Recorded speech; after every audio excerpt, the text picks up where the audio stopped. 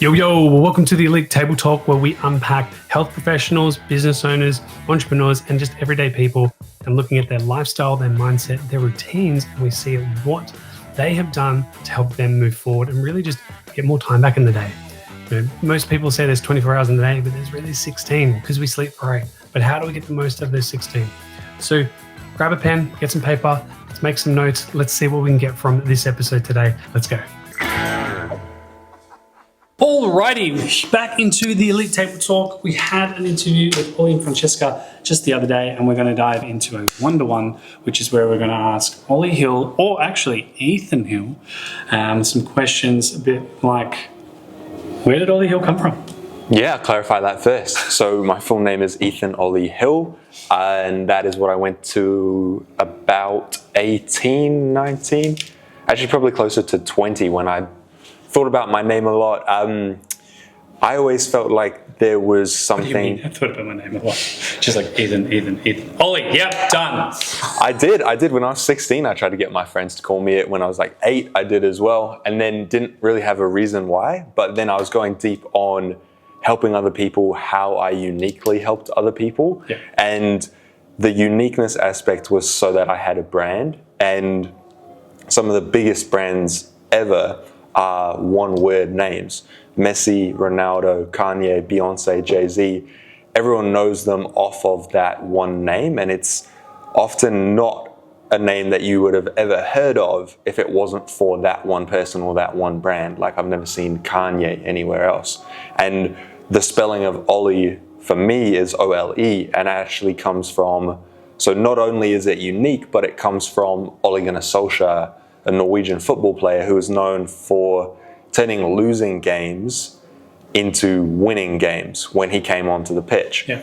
And that is what I feel like I've done personally when my knees used to be my biggest weakness and now they've become my biggest strength, and it's literally what I've made my career out of. Same thing with a lot of my weaknesses, where even when I was 13, 14, I couldn't make eye contact with strangers, and now I do personal coaching all the time. So On camera with the video off.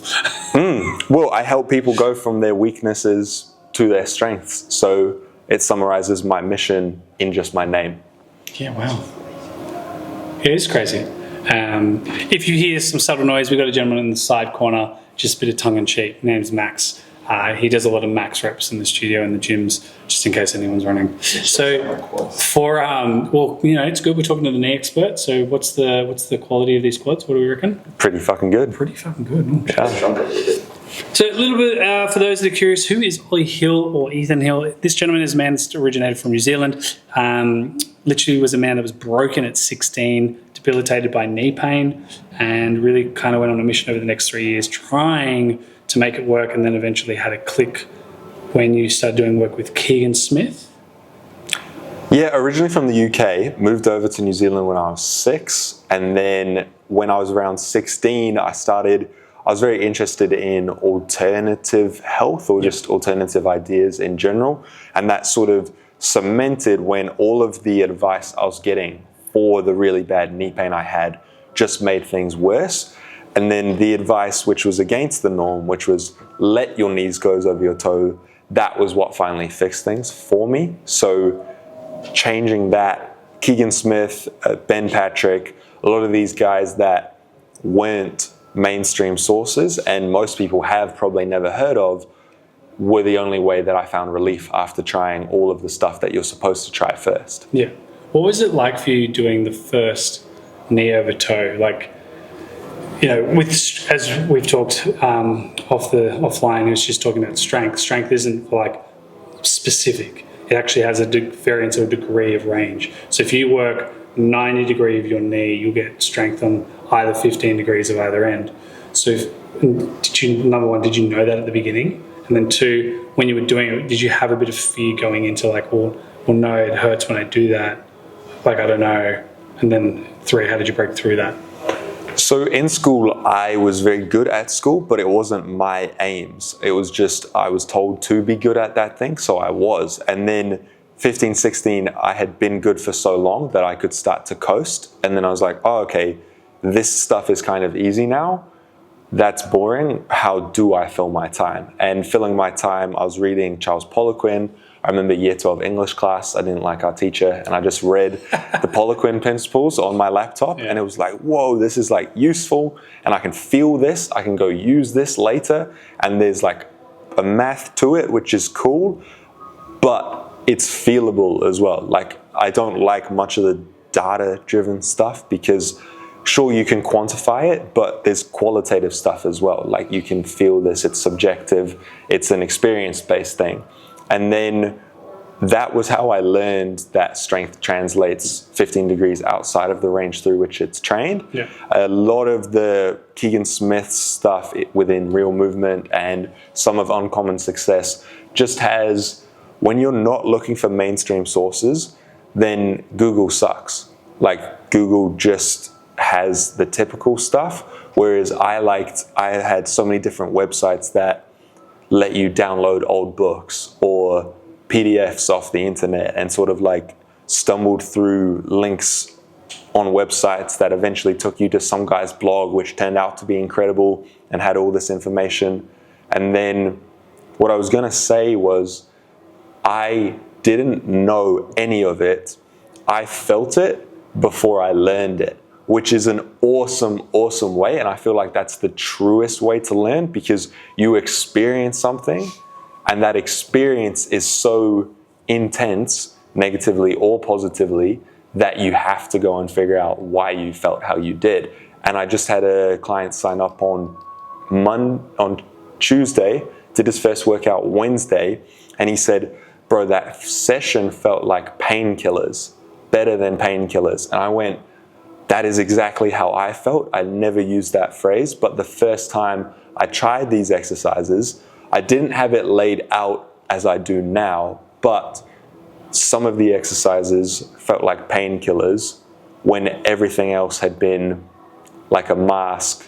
That the only other solution I'd ever heard was stop doing the movements that cause you pain, whereas this was do movements that is so good at taking away pain that you can do the movements that were once painful. Yeah. And how did this come about? So we've been in pain since 16, 18, we're kind of getting sick of it. You're reading Charles Poliquin in class, you're learning about that strength variables. But at the same time, then the concept of you is like go knees over toes. So was it as simple for you as like, oh, I'm going to start pushing my knees forward?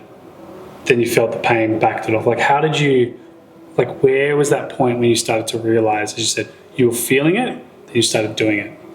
So what was it like when you started to do it? Because you were still in pain at that time. So what was that point like? And was there any hesitation to it? Because for a lot of us that are probably listening, they're like, I've probably got knee pain today. I've been looking for a while. I don't know what's out there. Is this really the guy? And for us, how we probably connected is because we practice what we preach. So it's not, like I know my whole team that attended your event, they're all been doing step ups and step downs and split squats, and they're just playing with it because they're thinking, oh, this client has this would probably help them. Oh, that client, I probably wouldn't do that for them, but I would do this instead. So for yourself, what was that initial point where you started the physical and experiencing that? Yeah, so 15 was the first time that I was ever any good at movement. Like, I played football all the way from 6 to 15, but then I started doing rowing when I was around 15, and that was way more intense training, which actually pushed me, and I just found that I had the mental discipline to go further. And then because I was winning, I was cooler, more popular, hung out with the girls. I was like, wow, this is cool. And then at 16, that was ripped out of my hands because I couldn't train anymore. And I felt that freedom being taken away, and it feels like restriction. And movement is life, so a lack of movement is death in a way. And part of you is dying anytime you get that taken from you. So around 16, 17, I was just like, I had to do anything. And then I was trying ice. I was icing so much. We have these long socks in winter in New Zealand for school uniform. And I was pulling those up around my knees so that I had like compression socks on. You've got long legs, by the way. So yeah, they were big socks. And that, like nothing was working. And then, because I was captain of our football team, I was watching the boys train. Well, when I was 15, I was still desperate to play, so they put me in goal, and then by halftime we were 9-0 down, so they subbed me out, and then I just watched the rest of the game because I couldn't even like shuffle side to side. I just watched the ball roll past into the goal behind me.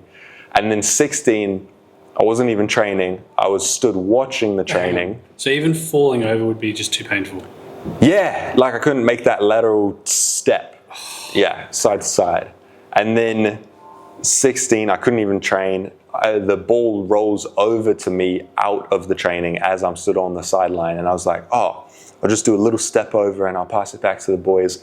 And then I fall over, doing like the simplest thing. And it was really a measure of play. It was like, this is very simple. This is the lowest barrier to entry fun that I could possibly have. And I still can't do that. So something needs to change because right now I'm 16 and never going to play again. And I think lifestyle wise, possibly career wise, I was looking at Keegan Smith's Instagram. He had just started shouting out Ben Patrick, who now has 1 million something followers, but had 5,000 at the time I first saw his account. And then all of the other coaches that Keegan and Ben would tag, I would see them doing a step up or some reverse sled walking. And it was often, I can't remember him at all now, but there was one guy who just posted his workout on his stories every day. And maybe out of 10 exercises, I would see 2 of them that could be good for the knees, and just tried literally anything. And it was backwards walking that first went, oh, I do this and I feel better after than I did at the start. Because even that's a very light, small healing movement, but most like rehab movements, like the activations, the resistance band stuff, like you might be more protected post doing them, but you don't feel better immediately afterwards. The backwards walking was like, oh, I did 5 minutes of that and I feel more capable right now. That's 5 minutes. What about 10 minutes? What about 5 minutes every 2 days? What about daily, multiple times a day? 5 hours. So it's scaled. I got backwards knee pain. That would be interesting. I haven't seen anyone go that far yet. I bet you could. I was trying to do a backwards world record. I was thinking about one of those, but the fastest backwards marathon is 3 hours and 42 minutes. So there's people that take it 42? very seriously. 42 kilometers. Yeah. Right. Backwards. Exactly, yeah. And the fastest 100 meters is like 13 seconds, which is... What can you do? Backwards. You tested it? I haven't, no. But I feel like... Stay tuned. Yeah, it's not far. It's not too unrealistic. How, probably then to pivot it. So we've, from 15, knee pain, 16, 18, watching Poliquin, Ben Patrick, Keegan, then when did you start, so as you were saying, it was like painkillers. When did you ever find yourself, like say, getting out of bed or doing movements and you were like, oh, this should hurt, but it doesn't anymore? 100%. Yeah, the amazing story about that was, so 17 and a half I was fixed by, because that would have been the start of my last year of high school, which we call year 13, but it's grade 12 over here. And I was house leader, and maybe halfway into the term was athletics day. And I hadn't done athletics day for the past 2, maybe 3 years because I was just in pain. But this year I was house leader and I went, okay, house leader, we get points for doing it. I've got to do whatever I can. Let's sign up for all these random races.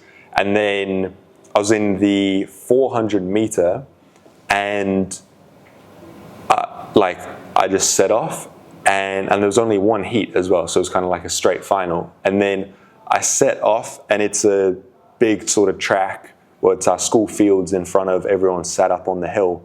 And then I'm like 100 meters in, oh, I'm winning. 200 meters, oh, I'm still winning. 300 meters, wow, I'm winning. 350.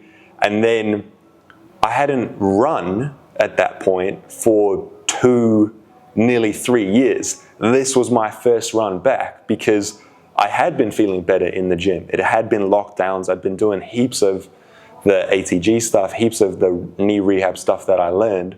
And then this was my first time running in 3 years, 350 meters into the race. I just feel my legs, and I still have never had it since then, but my legs turned off completely. And so They've done this for 3 years, we're going to stop. Yeah, exactly. And I must have done about 10 more meters where the momentum of my legs kept them taking steps. And then I was slowing down. I used the photo of it on my Instagram quite a lot because my legs are just flopping. My arms are like out to the side going, whoa, why am I falling over? And like 380 meters into the race, whole school's watching from the side. I just had zero connection to my legs at all. It wasn't like they were saying slow down. It was like they said offline, yeah, disconnect. And then I fall over, like face down, crawled across the line. I still came second, so I qualified. I qualified to move on. I was winning by a lot. I still made it to the finals. Yeah, it was shocking because I hadn't run in 3 years and I win this race but collapse, so I come second in it. And then I like drag myself across the finish line. Everyone's like, what happened? What happened? What happened? I'm like, I don't know. I just can't feel my legs anymore. I don't have pain. Yeah, but I wasn't mad at all because I went, oh my God. And I did a post about it because I just started my coaching page back then. It was still private, but I went, oh my God, I just run for the first time in 2 years. And I totally collapsed in front of the whole school during it and looked like I died mid-race, but it was sick because I can run again now. And I'm quick for the first time in my life. Not only am I not in pain, but I'd never won a race before or anything like that. Did the 100 meters later in the day. I was like, this is amazing. So when I went from... Did you win the race? The 100 meters? No, I got smoked. I don't know how I qualified. There was heats for that, and I came like 5th in the heat, but somehow got into the final. You're in the fastest heat. Yeah. Well, I don't think 4th and 3rd from my heat made the final. They just mucked it up. So I was somehow in the final. Okay. But yeah, I could run, and that was the holy shit, like, oh, I'm not broken moment. Right. Broken. And so from there till now, you've had 3.5 years now to really go. You've gone all in the business, like learning. Where are you at now with it all? So I started coaching when I was 18, which was halfway through year 13. I had helped my mates who had knee pain before that point, but halfway through my year 13, COVID happened. So I went and just apprenticed at this gym, best gym in New Zealand. That's where I started my coaching and was working with anyone and everyone. Then 1 year in, like I just about made it through that first year. Second year, I went, okay, I can't just survive this year. I really need to thrive in this second year. Did that, built up to about 25 hours of PT sessions using some of my boss's clients. And then next year, I did 25 hours. So I would have been like 19 and a half moving into 20. I did 25 hours of one-to-ones of my own clients. And at that point, I started to go, okay, I can't help any more people. I'm stuck in this location and I can't go on holiday because I'm working face-to-face with people. And there's still heaps of people I would like to reach because 25 hours, that was spread across like 6 families. So there was only about 12 people I was helping at that point, which isn't the scale of difference that I wanted to make. So in a world where there's 82 billion people, like 16 billion knees. Yeah, exactly. 12's not enough. Yeah. So sort of realized that was inadequate around after my 20th birthday, and then moved exclusively online for the past, exclusively online has only been 9 months at this point, but online for 13 months now. Started training that. Yeah. Biggest takeaways from you in this whole knee journey? Like your top 3, someone's experiencing a little bit of knee pain and looking for like what you were going through, are there any recommendations, resources, or suggestions you would have for someone? Yeah, so healing is strength, and strength is skill, and skill, as long as you have a brain, never stops. So a lot of people tell me that they're broken, but I feel like what I just laid out is the most important, undeniable reason for someone to never believe that. Because if you are not dead yet, you have room for improvement. Because people think, firstly they think, oh, I can't get out of pain. Well, you can get stronger, which will get you out of pain. And then if someone says, I can't get stronger, well, getting stronger can just come through gaining experience at doing certain movements. And you can gain experience just by doing that kind of movement. And if you can't do that kind of movement, you just do a lower intensity level of that movement. So right there, everyone can make progress. It's guaranteed. And there is no reason for you to not be able to improve your knee pain. And that is the only thing that matters, because a lot of people will tell you that you can't or just wait it out. No, anyone, anytime can make their knee better, which is... Or any part of their body, really. Exactly, exactly. The capacity is within you, which is the most liberating feeling, because then it's just your responsibility. Yeah. With just to pivot then with all that, is who would you say were your three biggest mentors that led to your, like, the knowledge that you have today? Keegan Smith, Ben Patrick, Paul Check. Next three would be Charles Poliquin, Rod Fielder, and Joe Lewis, who are the two trainers that I apprenticed under. Yep. And what, so biggest takeaway with Keegan? Aiming for more, aiming for higher. Ben Patrick? Scale and regressing things. And Check? A holistic perspective. In what sense? When you say holistic perspective, because that can be quite, like, I get scale and variations, but then with Check, what do you mean by holistic? Is there like one thing that would be specific? Like for me, for example, it's like you can look at a holistic profile, but it's like people should just take control of their day, sleep and wake up. Like that's where you should start to own the day. And that's, that sets people up to succeed. But for you, it might be something different. What would that be? Yeah, so the holistic approach to me is the 1, 2, 3, 4, 5, 6 approach. And that's 1 is one love. What's the overarching aim that we're moving towards? 2 is 2 forces, yin and yang, more or less pain, pleasure. 3, the amount of choices you have at any point. Optimal, suboptimal, and do nothing. You only ever have those 3 choices. 4 doctors, happiness, movement, diet, quiet. 5 elements of program design. I don't use those as much, but in the 6 foundational principles, breathing, eating, drinking, sleeping, thinking, and moving. Yeah, so holistic. Love that. Because you want comprehensive, but you want simple. A lot of holistic goes into the comprehensive route, but it's not simple. And it's like, why are we measuring XYZ thing? We're measuring it just for the sake of having it. Okay, 1% of people need it. Okay, maybe, but that can become a barrier to entry. So sure, if someone can do it consistently and it doesn't affect them from doing other things, let's measure it. But actually, what's our lowest barrier to entry?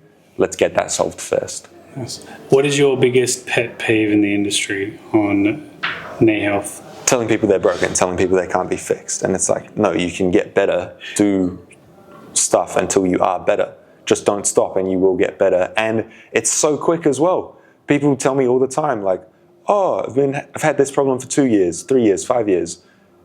Okay, you will feel better today. I guarantee you do this, you follow this formula, you will get significantly better, if not better than you ever were. Even post-surgery, people, I think that's another one, is the post-surgery treatment, because it makes sense if you think about it. Post-surgery, they've already got the money out of you. So you don't have to be a satisfied customer once you've already paid, because they've got their money. And we've talked about a lot of books that you've read. Is there any books that really resonate with you? Yes. physicality wise, it would be How to Eat, Move and Be Healthy by Paul Chek and the Poliquin Principles by Charles Poliquin. Everyone should read that actually cares about training. And that I feel like reading that and applying that alone takes you from a beginner training age to intermediate at least. Like you just understand why you're doing what you're doing. Real quick, have you read the book? Oh, so good, so good. And easy to read as well. We thought you cared, Max. What are you doing? And then... should have been paying attention, mate. Poliquin Principles. Don't worry, if you missed it, tune into the podcast, you'll find out. Elite Table Talk. And then lifestyle, I would say How to Think and Grow Rich. I actually read that quite late, so never mind. But the first book that changed my perspective was The 12 Rules for Life by Jordan Peterson. First time I read a book and was going, wow. And then 7 Habits of Highly Effective People by Stephen Covey. Yep. Yeah, and then How to Win Friends and Influence People by Dale Carnegie. Yes. Yeah. And what is your quote or primary question you check in with yourself every day to make sure you're moving in the right direction? 5 non-negotiables are to give thanks to myself and to God for what I already have. Then I need to plan my day before. Checking my calendar is a huge one for me. Make money. That's actually in my head because that expands my ability to reach more, help more, serve more. And then I think that's what I think about nonstop. And I just haven't stopped thinking about that since I was 16. What's the mission? Help the whole world live a purpose-filled and passionate life. And I've known that since I was 16.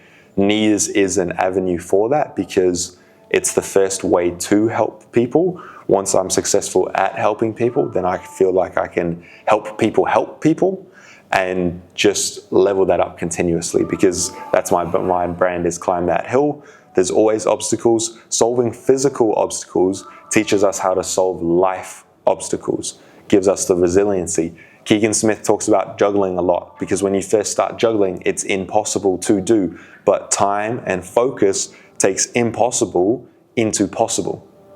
And if you can make the impossible possible, doesn't matter what else is impossible, you can literally do that in every other aspect.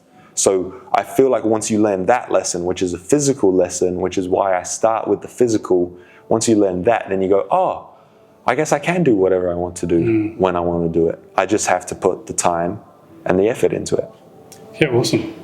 Well, let's dive into the next episode. So tune in. We're going to unpack Ole's 16-step process in fixing knees and his 3-step formula and how he does it all. See you next time.